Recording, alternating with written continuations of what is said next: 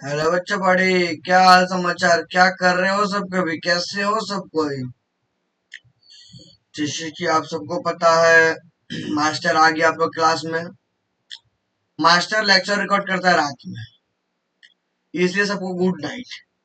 अरे भाई मजाक कर रहे हैं, जस्ट अ कॉमेडी पार्ट। सबको मेरी तरफ से गुड इवनिंग। आई थिंक ये बात सबको पता होना चाहिए कि क्या की बोलो।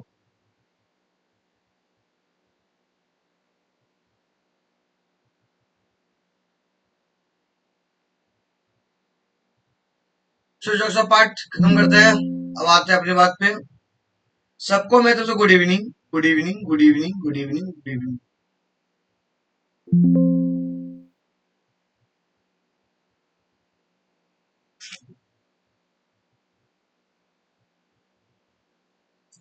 Good evening, good evening. ठीक है,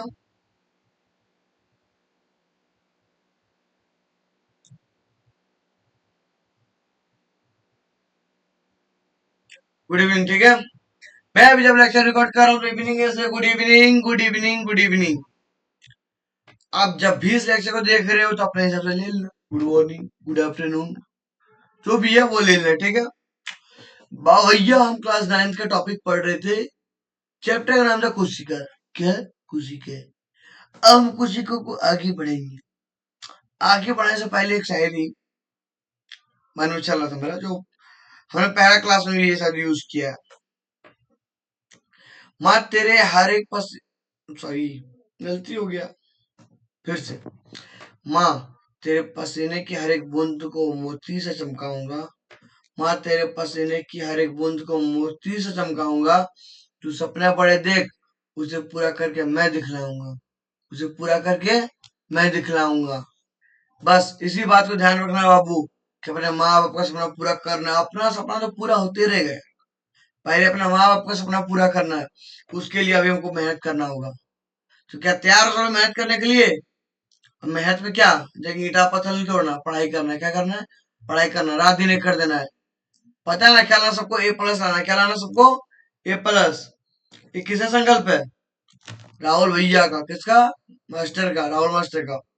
समझे? राहुल भैया का संकल्प है, सब बच्चा ए प्लस आएगा। क्या लाएगा? सब बच्चा ए प्लस। 2027 में, 2027 में जब आपका एग्जाम होगा, 9th का बोर्ड, 9th का बोर्ड दोगे आप, तब सबका साइंस में ए प्लस होना चाहिए। और साइंस का सिलेबस जल्दी खत्म करके सोशल भी पढ़ाएंगे। तो जितना जल्दी होगा ना, जल्दी सिलेबस खत्म करके सोशल भी पढ़ाएंगे हम। तो साइंस में तो कम से कम ए प्लस सबका होना चाहिए। ए प्लस क्या होना चाहिए? जब भी 9th का एग्जाम होगा 2027 में, तो भैया आज हम वादा करते हैं, हम लोग का नंबर क्या रहेगा? ए प्लस। क्या रहेगा? ए प्लस। कौन कौन वादा करता है? कमेंट करो, कौन कौन वादा करता है बात को कि भैया मेरा ए प्लस रहेगा। कमेंट करो, जल्दी जल्दी कमेंट करो, जल्दी जल्दी। कोई नोटेंगे नहीं कि भैया जब भी होगा मेरा ए प्लस होगा। कमेंट करो। ए भी नहीं चलेगा, ए प्लस होना चाहिए। ठीक है, तो ए प्लस का सपना लेके अब शुरू करते हैं आज से क्लास हम लोग। जैसे कि हम लोग पढ़ रहे थे, क्या कोशिका, कब पढ़ा था भाई? एक कोशिका। तो फंडामेंटल यूनिट ऑफ लाइफ, जीवन की मूलभूत इकाई।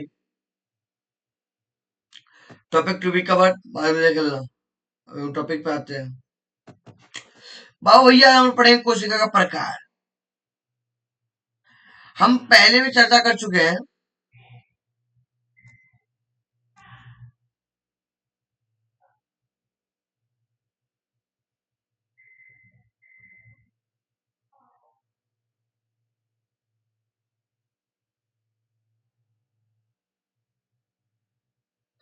सर टेंगरेस हो गया था। हमने पहले भी चर्चा कर चुका है इस बात पे हम, कि एक कोशिका और बहु कोशिका। किए है कि नहीं किए? किए है कि नहीं किए? किए है ना। लेकिन आज फिर से हम इस बात को रिपीट करेंगे, एक कोशिकीय और बहु कोशिकीय जीव पे। हम लोग जीव को नहीं बांट रहे, हम लोग कोशिका को बांट रहे हैं। कोशिका के आधार पे जीव को बांट रहे हैं। किसको? कोशिका के आधार पे। प्रकार हटा दो यहाँ, रहने दो। कोशिका के प्रकार, मतलब समझो कोशिका के आधार पर जीव को बांट रहे हैं। मान लो और कोशिका को बांट रहे हैं तो कोशिका दो भाग में बटेगा, कोशिका दो भागों में बटेगा। ये एक चीज और लिख सकता है कि संख्या के आधार पे, कोशिका की संख्या के आधार पे उनका बंटवारा, कोशिका के संख्या के आधार पे उसका बंटवारा। पहला एक कोशिका, दूसरा बहु कोशिका। सर एक कोशिका क्या होता है, बहु कोशिका क्या होता है, अभी आगे हम लोग समझिएगा, मास्टर आगे तुम लोग को समझाएगा तो शांति से समझो।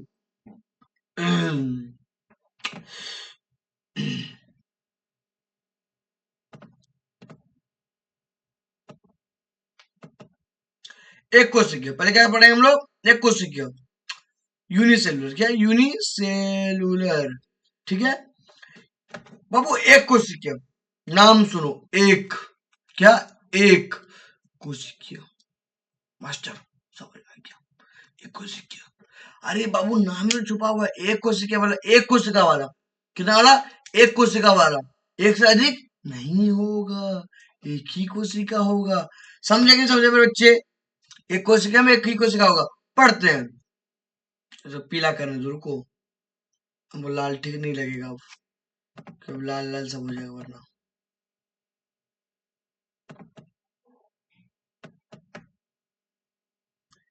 पीला पीला करते हो जी,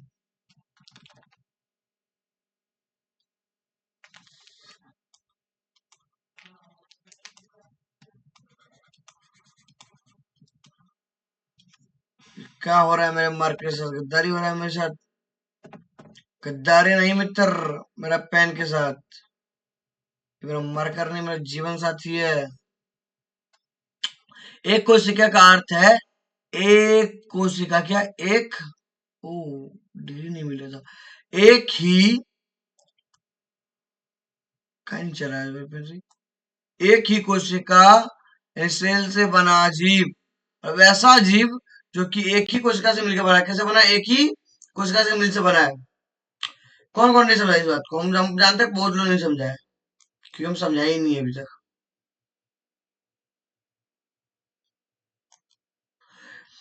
एक कोशिकीय, नाम समझ में आ गया भैया, एक कोशिका मतलब एक कोशिका से मिलकर बना होगा। यूनिसेलुलर का अर्थ है, एक कोशिका का अर्थ है एक कोशिका, क्या एक ही कोशिका सेल से बना जीव, पर एक ही कोशिका से बना होगा, कुछ है ही, मतलब एक कोशिका है वो। ये सूक्ष्म जीव, माइक्रोस्कोप ऑर्गेनिज्म, माइक्रोस्कोपिक ऑर्गेनिज्म अपने सभी जीवन कार्य जैसे पोषण, श्वसन और प्रजनन केवल एक ही कोशिका के भीतर करते हैं। भैया आपको समझ में आ गया कोशिका क्या होता है, वैसा जीव जो कि एक ही कोशिका का बनाओ, क्या बनाओ, एक ही कोशिका का बनाओ। लेकिन भैया वो है कौन, भैया उसका एग्जाम्पल तो होगा।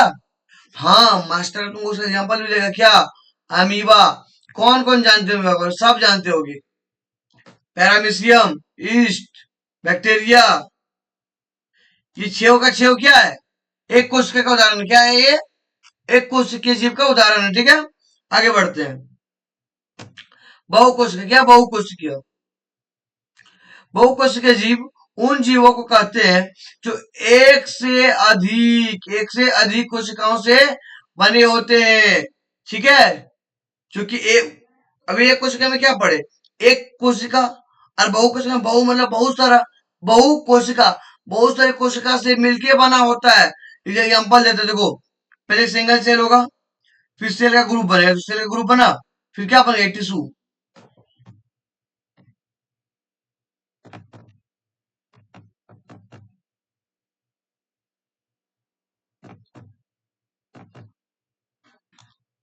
देखो पहले सेल था, फिर ग्रुप बना, देखो ग्रुप बना है पूरा, क्या बनेगा ग्रुप मिलके, एक group of cell is called tissue. कोशिका के समूह को क्या बोलते हैं, उत्तक, तो क्या बन गया उत्तक, उत्तक से मिलकर क्या बना, क्या बना ऑर्गेन्स, क्या बना ऑर्गेन्स यानी अंग। हमको इतना सही देखो, इतना सही, इतना सही, उधर मत देखो, इतना सही देखो अभी, एक से अधिक कोशिकाओं से मिलकर बना है।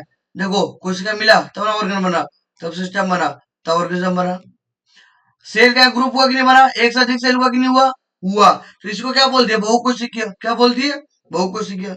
सिंपल सा बात है मास्टर, समझ में आ गया। अब पढ़ते हैं एक कोशिका और बहुकोशिकीय जीव में अंतर, पहले लक्षण के आधार पे, क्या लक्षण क्या क्या? कोशिका की संख्या, एक कोशिका में एक ही कोशिका होगा, जो कि अभी जान ही रहा, जस्ट हम बोले एक कोशिका मतलब एक कोशिका। अब बहु कोशिका ना, बहु मतलब बहुत सारे, अधिक मात्रा में। कार्य देखो, कार्य देखो, कोशिका के सभी कार्य एक कोशिका द्वारा किए जाते हैं। अब बताओ बाबू, एक कोशिका जीव है, एक ही कोशिका है, तो जितना कार्य है सब उसी को करना होगा। चाहे पोषण हो, पाचन हो, श्वसन हो, उत्सर्जन हो, सब वो एक ही कोशिका करेगा। लेकिन बहु कोशिका जीव में विभिन्न कोशिकाओं, विभिन्न प्रकार के कार्य बटे रहते हैं। अरे जैसे घर में मम्मी का काम अलग है, पापा काम कमाना है, मम्मी काम घर चलाना है, तुम्हारा काम पढ़ना है। वैसे ही बहु कोशिका में बहुत सारा कोशिका होता है। किसी का पाचन होता है, किसी का श्वसन होता है, किसी का उत्सर्जन होता है। इसी तरह बटा हुआ होता है। अब आता है कार्य का विभाजन। क्या? कार्य का विभाजन। लेकिन एक कोशिका में कार्य का विभाजन नहीं होता। क्यों नहीं होता? जस्ट अभी एग्जाम्पल दिया, वो कार्य का विभाजन क्यों नहीं होगा? क्योंकि एक ही कोशिका है, तो विभाजन किसको करेगा? कोई ऑप्शन है नहीं है। लेकिन विशेष कोशिका विभिन्न प्रकार कार्य करती है। देखो अभी हम क्या बोले, जस्ट एग्जाम्पल दिया ना, पापा कुछ और काम करते हैं, मम्मी कुछ और करती है, दीदी कुछ और करती है, तुम कुछ और करते हो। वैसे ही बहु कोशिका जीव में भी ना विशेष कोशिकाएं विभिन्न प्रकार के कार्य करती है। फिर जनन, जनन एकल कोशिका द्वारा होता है। इसमें जनन होगा ना, एक ही कोशिका द्वारा होगा, वही कोशिका के द्वारा। इसमें विभिन्न विशेष कोशिकाओं, जन कोशिका जन्म में भाग लेते हैं। विशेष कोशिका मतलब कौन कौन विशेष कोशिका? जनन कोशिका। कौन सा? जनन कोशिका। जनन कोशिका क्या करेगी? जनन की प्रक्रिया में भाग लेगी, ठीक है। फिर आयु, ये एक कोशिका जी बहुत छोटी थी, बहुत छोटी, मुश्किल से भाई 5, 10, 15 दिन, 1 महीने 2 महीने, उससे पार नहीं होगी। इतनी छोटी होती है उसकी उम्र। लेकिन बहु कोशिका लंबी होती है। अरे हम लोग इंसान को देखो रे, जानवर को देखो, सबका जीवन लंबा है कि नहीं है? सबका जीवन लंबा है कि नहीं है ना? बस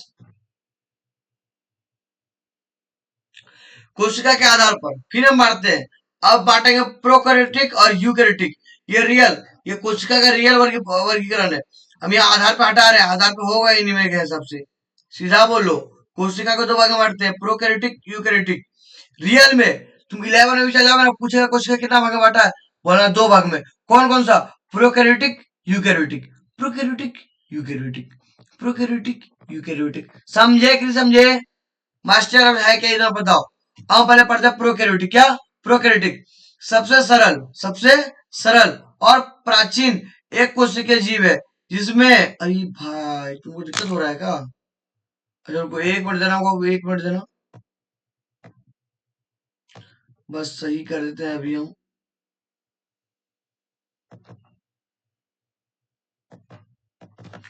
सही हो गया ना? देखो मास्टर कमाल, जिसमें सुविकसित केंद्रक और झिल्लीदार कोशिकांग जैसे जैसे मेट्रोकेंडर नहीं पाते। अरे सुविकसित केंद्रक मतलब उसमें केंद्रक होता ही नहीं है। केंद्रक होता ही नहीं है, विकसित नहीं होता है। बच्चा कोशिका केंद्रक होता है, क्योंकि हो जाना वो बात बराबर। तो सिंपल बोल दो, सबसे सरल और प्राचीन एक कोशिकीय है, जिसमें सुविकसित केंद्रक और झिल्लीदार कोशिका जैसे माइटोकॉन्ड्रिया नहीं पाई जाती। क्या नहीं पाई जाती? झिल्लीयुक्त केंद्रीय झिल्लीयुक्त कोशिका नहीं पाई जाती। और सुविकसित केंद्रक भी नहीं पाया। इसको याद करेंगे किस तरीका? वो सिंपल सा बोलना, वैसे कोशिका जिसमें सुविकसित केंद्रक नहीं पाया जाता, साथ ही साथ झिल्लीदार कोशिकांग भी नहीं पाया जाता। हो गया। इनका जो अनुवांशिक पदार्थ है ना, डीएनए, कोशिका द्रव के में बिखरा रहता है, जिन्हें न्यूक्लियोइड कहते हैं। देखो वो, ये कोशिका द्रव है क्या? ये सब कोशिका द्रव है। इसलिए क्या बिखरा हुआ है? ऐसे सब बिखरा हुआ है ना। ये तो डीएनए है। डीएनए नहीं है, डीएनए का धागा है ये। क्या? डीएनए का धागा। और ये धागे को क्या बोलते हैं हम लोग? न्यूक्लियोइड। क्या बोलते हैं? न्यूक्लियोइड। क्या बोलते हैं? Nucleoid, nucleoid.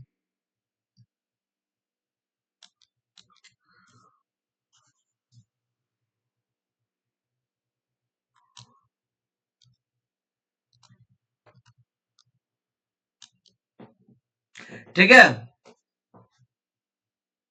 अब आगे बढ़ते हैं यूकेरियोटिक में। बाबू यूकेरियोटिक में उल्टा, इसे सुविकसित झिल्ली पाया जाएगा, सुविकसित झिल्ली पाया जाएगा, केंद्रक भी बढ़िया होगा, सुविकसित केंद्रक होगा। ठीक है, उसका उल्टा कर देना। ठीक है, एक कोशिका था, बहु कोशिका जीव में अंतर। बाबू एक कोशिका प्रोकैरियोटिक जो, अरे भाई साहब, ये तो गड़बड़ कर दिया है यार।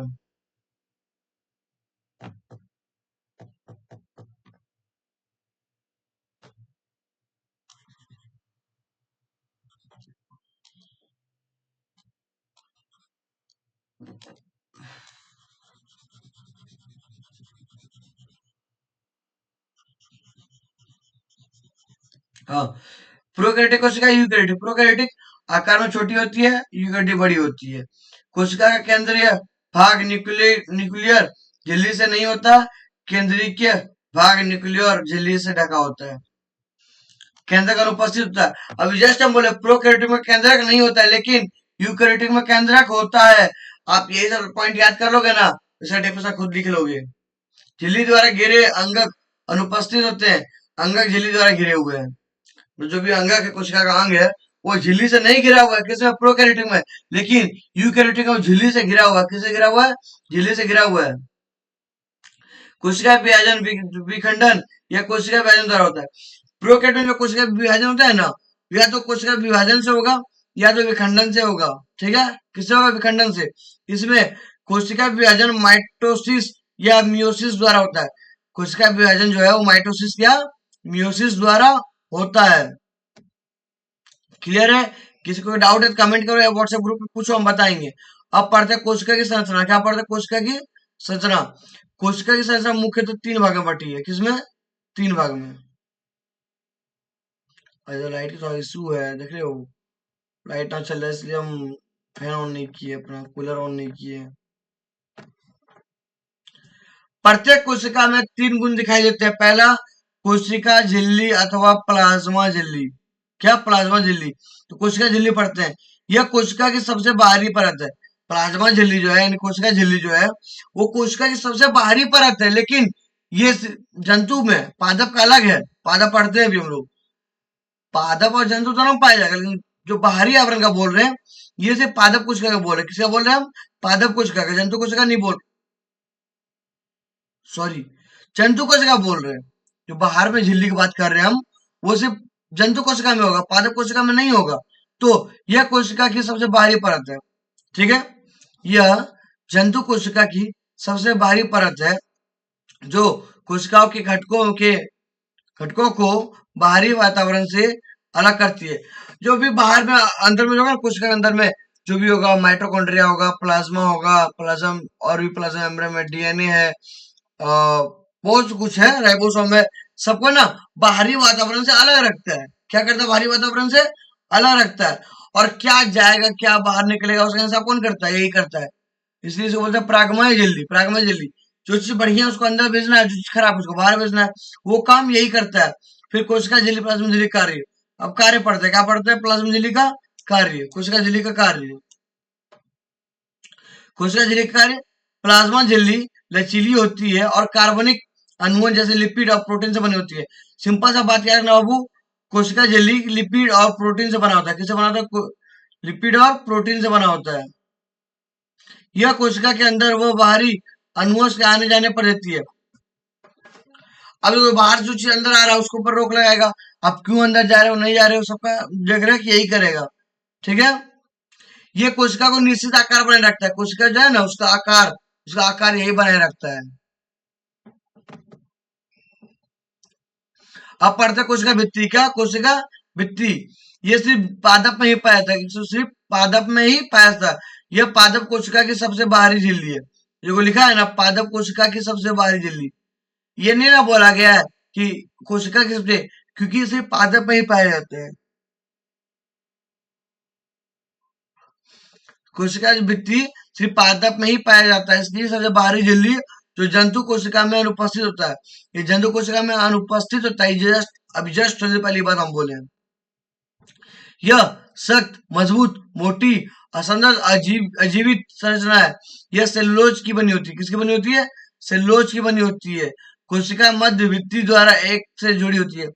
सिंपल से आना बाबू, कोशिका भित्ति का कार्य जंतु कोशिका को, पादप कोशिका को एक मजबूती और सुरक्षा देना है, जो कि सेलुलोज से बना होता है। किसका बना होता है?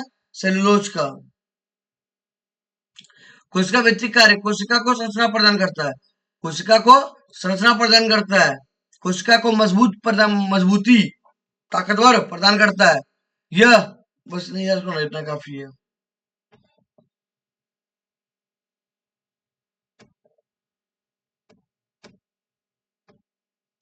केंद्र। क्या?